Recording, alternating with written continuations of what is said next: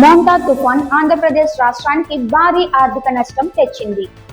ముఖ్యమంత్రి నారా చంద్రబాబు నాయుడు వెల్లడించిన వివరాల ప్రకారం ఈ తుఫాను కారణంగా రాష్ట్రానికి 5,265 కోట్ల మేర నష్టం సంభవించింది.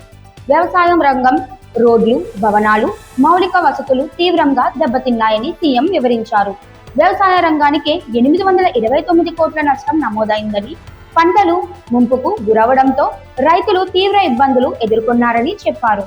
రహదారులు, వంతెనలు, కాల్వలు దెబ్బతినడంతో రోడ్లు మరియు భవనాల విభాగానికి 2,079 కోట్ల నష్టం జరిగిందని ఆయన తెలిపారు. నీటిపారుదల శాఖకు ఈసారి తక్కువ నష్టం నమోదైందని పేర్కొన్నారు.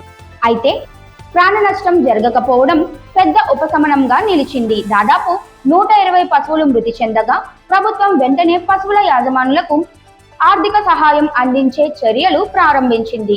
తుఫాను ప్రభావంపై సమగ్ర సమీక్ష అనంతరం సీఎం మాట్లాడుతూ, మేము తుఫాను తీవ్రతను ముందుగానే అంచనా వేసి చర్యలు చేపట్టాం, అందుకే పెద్ద నష్టం తప్పించగలిగాం అని అన్నారు.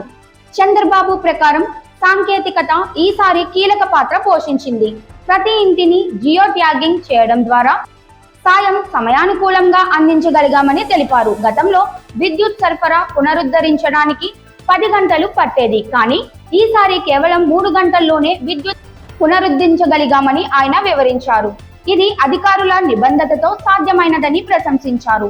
తుఫాను సమయంలో కూలిన చెట్లను వెంటనే తొలగించడం వల్ల రవాణా, రక్షణ చర్యలు నిరంతరాయంగా సాగాయని తెలిపారు.